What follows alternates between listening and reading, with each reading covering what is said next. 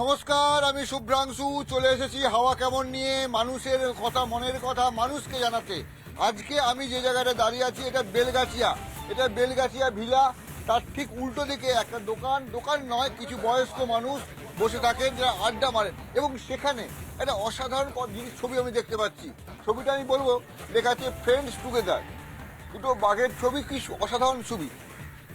এখানে বন্ধুত্বের একটা ছবি দেওয়া হয়েছে, এবং এখানে যারা বসে আছে তারা সকলেই বয়স হয়েছে, এবং সেই বয়স হওয়ার পর সকালবেলাটা এখানে আড্ডা মারেন, গল্প করেন, নিজের মনের কথা বলেন। কিন্তু আমার একটা বিষয় হচ্ছে, এই ভারত বাংলাদেশ একটা ব্যক্তিগতভাবে দুজনের মধ্যে একটা বন্ধুত্ব ছিল, সেই জায়গাটা এখন একটা সমস্যা হয়েছে, এবং বাংলাদেশটা এখন অথই জলে পড়ে আছে। এবং সেই নিয়ে এখানে এদের অনেকেই বাংলাদেশে ছিলেন, অনেকের বাড়ি বাংলাদেশে ছিল, অনেকে, এবং বাংলাদেশ সম্পর্কে একটা ওয়াকিবহাল যাকে বলা হয়, তাদের কাছে বাংলাদেশের বর্তমান পরিস্থিতি নিয়ে কথা বলবো। আচ্ছা, আপনারা তো বসে আড্ডা পাচ্ছেন নাকি প্রতিদিনই? মানে আপনাদের সঙ্গে বসতে পারি তাহলে? তো এই যে জায়গাটা আপনারা বসেন, গল্প করেন, আপনাদের গল্পে তো প্রতিদিনই প্রায় বাংলাদেশ চলে আসছে, কারণ বাংলাদেশের আলোচনার বিষয় সবই থাকে আর কি। তো বাংলাদেশ থেকে খেলাধুলো থাকে, পলিটিক্স থাকে, সবই থাকে আলোচনায় থাকছে। তো এই যে বাংলাদেশ, আপনি শুনছেন পেপারে প্রতিদিন হচ্ছে রিপাবলিক বাংলা, তো সবকিছু মানে দেখাচ্ছে ওখানকার অবস্থা, আপনি নিশ্চয়ই দেখেওছেন। বাংলাদেশটা হলোটা কি বলুন তো?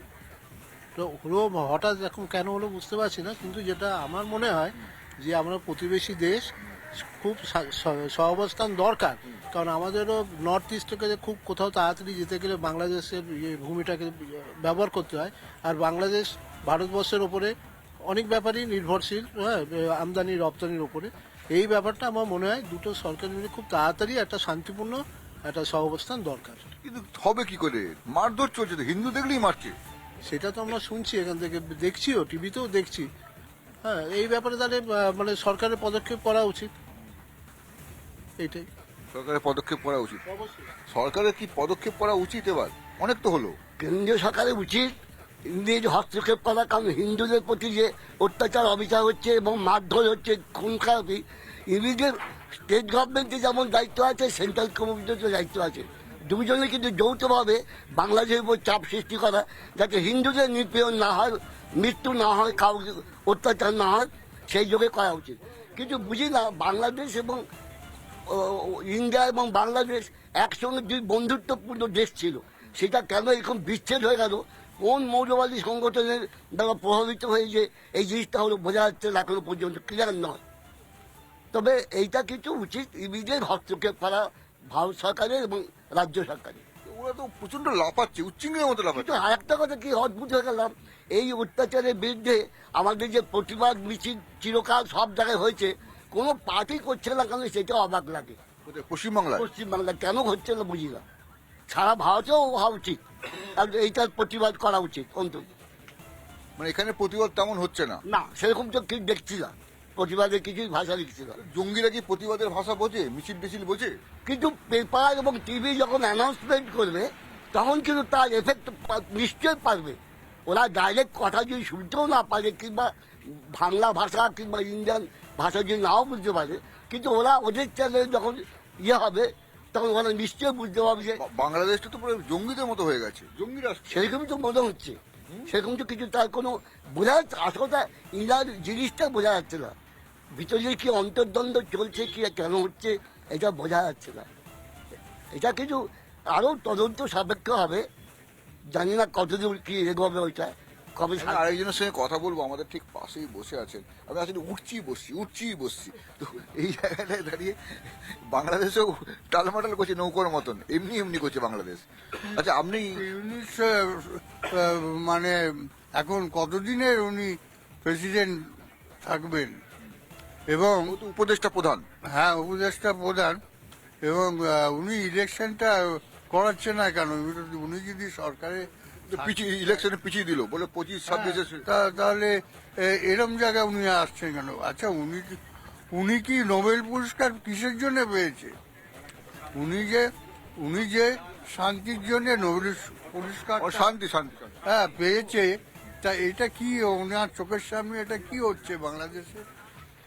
এই দীর্ঘদিন ধরে এই নিত্য নতুন অশান্তি, নিপীড়ন, এগুলো চলছে। লোকে বলছে উনি নাকি কাঠের পুতুল, মুখে ভালো ভালো মজার কথা বলছে আর লোকে শুনছে। তা এটা কিরকম? 84 বছর বয়স। উনি কি কাউকে ভয় পাচ্ছে?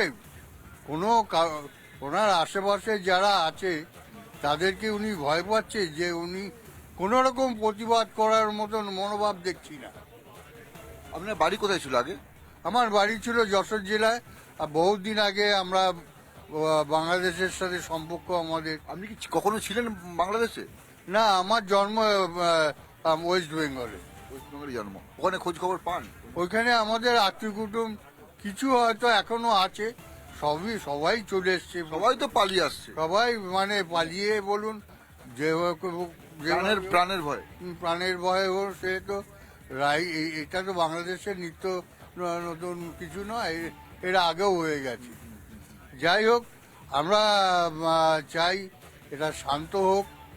একটা উনি যে শান্তির প্রতীক, ওনার ভগবানের কাছে, ঈশ্বরের কাছে কামনা করি ওনার জন্য সৎ বুদ্ধি দেয়, এটার সম্বন্ধে উনি পরিষ্কারভাবে যাতে সুবিচার করতে পারে। কিন্তু চোরা না শুনে ধর্ম কাহিনী, আপনি কি বলছেন?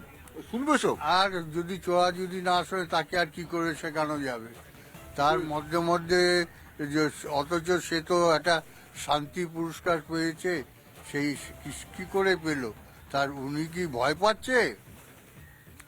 উনি কি কিছু? এদিকে তো ভয় পাওয়ারই কথা, আরাকান আর্মি শুনলাম ঢুকে গেছে নাকি।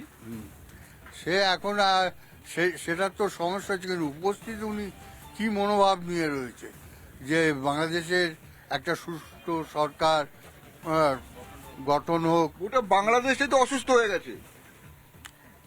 বাংলাদেশে শান্তি কিভাবে হবে? সেই নানা ধরনের কন্টেন্ট দেখার জন্য লাইক করুন, শেয়ার করুন আমাদের ফেসবুক পেজ, সাবস্ক্রাইব করুন আমাদের ইউটিউব চ্যানেল। পাশাপাশি অন্যান্য ব্রেকিং নিউজের জন্য অবশ্যই চোখ রাখুন রিপাবলিক বাংলায়।